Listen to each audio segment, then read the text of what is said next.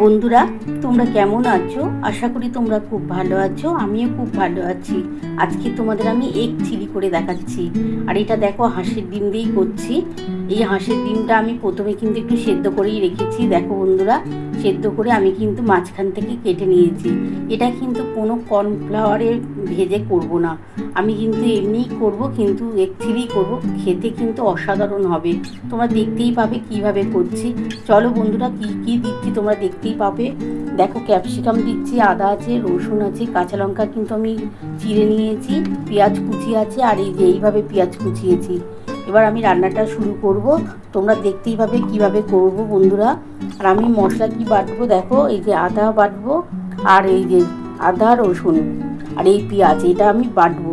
আর এইটা এই গোল গোল করে যে পেঁয়াজ কুচিয়েছি, এটা ক্যাপসিকাম আর কাঁচা লঙ্কাটা কিন্তু আমি পরে দেবো। চলো বন্ধুরা, মশলাটা বেটে নিই। বন্ধুরা দেখো, এগ চিলি করার জন্য আমি কিন্তু পেঁয়াজ, আদা, রসুন বেটে নিচ্ছি।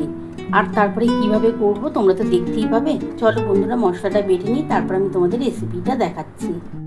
বন্ধুরা দেখো, আমি কিন্তু এগ চিলি করার জন্য আমি কিন্তু কড়াটা বসিয়ে নিয়েছি। কড়ার মধ্যে সর্ষের তেল দিয়ে দিয়েছি।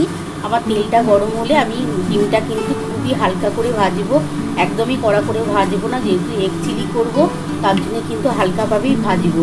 তারপর তোমরা তো দেখতেই পাবে আমি কিভাবে রেসিপিটা করছি আর কি মশলাটা বেটেছি। তোমরা একবার দেখে নাও বন্ধুরা। এই যে দেখে নাও বন্ধুরা, আমি কিন্তু আদা রসুন আর পেঁয়াজ কিন্তু বেটেছি। আর কিছুটা পেঁয়াজ তো গোল গোল করে কুটে নিয়েছি। ক্যাপসিকাম আছে, কাঁচা লঙ্কা, এগুলো কিন্তু আমি পরে দেবো।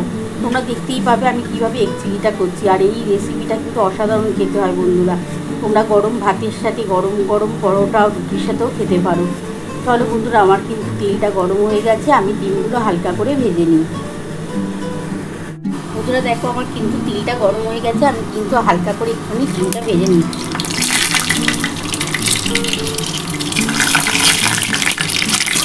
আমি কিন্তু মাঝখান থেকে দেখো, এই যে বন্ধুরা চিড়ে নিয়েছি, এটা কিন্তু হাঁসের ডিম দিয়ে করছি আজকে।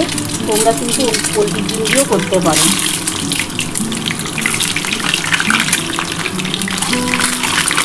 এবার তুলে নিচ্ছি, আমি কিন্তু খুব বেশি ভাজবো না, আমার মোটামুটি ভাজা হয়ে গেছে।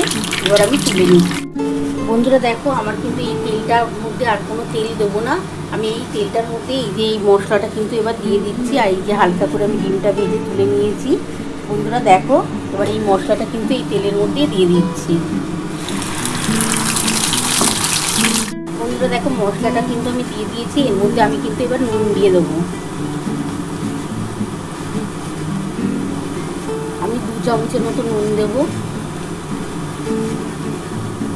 আমার ছোটো চামচের 2 চামচ নুন দিলাম। তোমাদের ডিমটা যটা থাকবে, মানে পরিমাণ যদি বেশি হয় তোমরা তোমাদের বুঝে কিন্তু নুন, হলুদ, মিষ্টিটা দিও। এবার আমি একটু অল্প হলুদ দেবো, খুবই সামান্য হলুদ দেবো। অল্প একটু ঝাল লঙ্কার গুঁড়ো দেবো।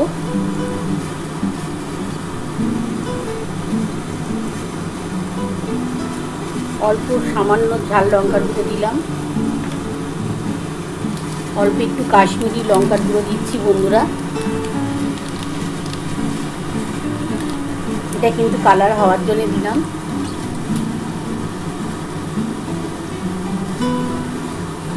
এবার এটা ভালো করে কিন্তু আমি মশলাটা কষিয়ে নেব।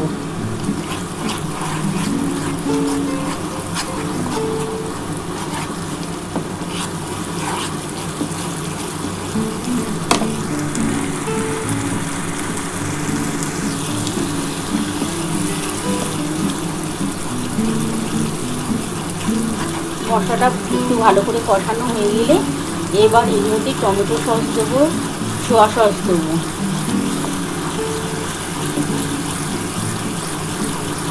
কষিয়ে নিই ভালো করে। পেঁয়াজ, আদা, রসুনের একটা গন্ধ বেরোয়, তো তার জন্য এখানে মশলাটা কষিয়ে নিচ্ছি। তারপরে আমি কিন্তু টমেটো সস আর সোয়া সস দেবো।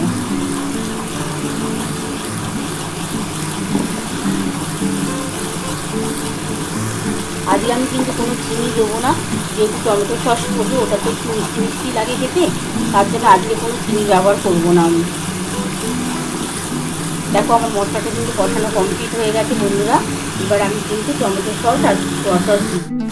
বন্ধুরা দেখো, আমি অল্প করে টমেটো সস দিয়ে দিচ্ছি। আর অল্প একটু সোয়া সস দিলাম।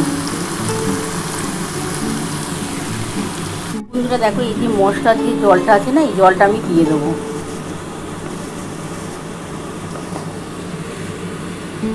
এই মশলার জলটা কিন্তু আমি এর মধ্যে দিয়ে দিচ্ছি।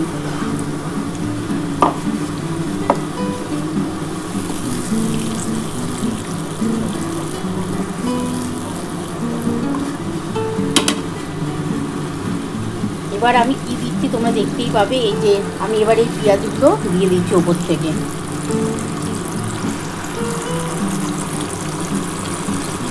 এই ক্যাপসিকামটা দিয়ে দিলাম। আর বন্ধুরা দেখো, এই যে কাঁচা লঙ্কাটাকে চিড়ে দিয়েছি, এটা ওপর থেকে দিয়ে দিচ্ছি।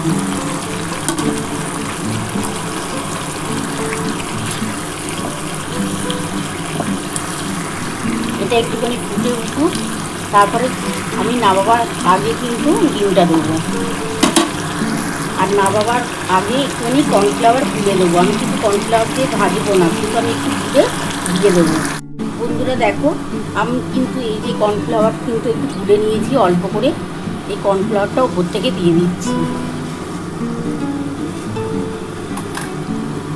আমি আলাদা করে কিন্তু এই ডিমটা কর্নফ্লাওয়ার দিয়ে ভাজিনি। এবার এই যে আমি আলাদা করে কিন্তু আমি গুলে দিয়ে দিলাম।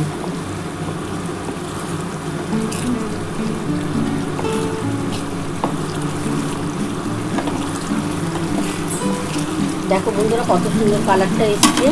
এবার আমি কিন্তু ডিমগুলো দিয়ে দেবো। দেখো কত সুন্দর গ্রেভিটা হচ্ছে। দেখো একদম চিলি চিকেন যেমন হয় সেইভাবেই করলাম। দারুণ খেতে হবে, দারুণ এটা বন্ধুরা। আর দেখো, এটা হাঁসের ডিম দিয়ে করেছি। হাঁসের ডিম দিয়ে তো আরও টেস্ট পাওয়া যাবে।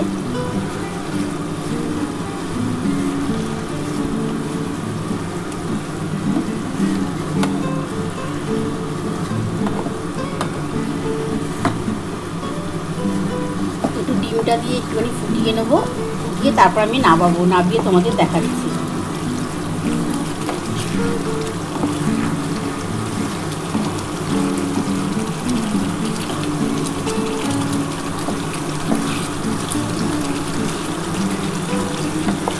দেখো কত সুন্দর কালারটা এসছে, দারুণ খেতে লাগে বন্ধুরা। এটা তোমরা বাড়িতে এইভাবে চিকেন যেমন করো, তেমন এইভাবে এগ চিলি করে দেখো।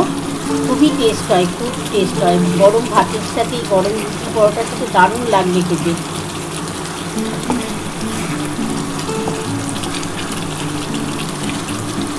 আমি মাঝখান থেকে চিড়ে দিয়েছি যাতে এই মশলাটা ঢুকে যায় ভেতরে। খেতে হেভি লাগে বন্ধুরা। হাঁসের ডিম দিয়ে করো, আরও বেশি টেস্ট লাগবে। এবার আমি এই অবস্থাতে নামিয়ে তোমাদের দেখাবো। দেখো, আমার কিন্তু হাঁসের ডিমের এগ চিলি নামানো হয়ে গেছে। তোমরা তো পুরো রেসিপিটাই দেখে নিয়েছো আমি কিভাবে করেছি। তোমাদের যদি এই রেসিপিটা ভালো লেগে থাকে, প্লিজ একটা লাইক সাবস্ক্রাইব করতে ভুলো না। আর কমেন্ট বক্সে অবশ্যই জানিও কেমন হয়েছে। তাহলে এরকম আরও নতুন নতুন রেসিপি নিয়ে তোমাদের সামনে হাজির হব। Thank you.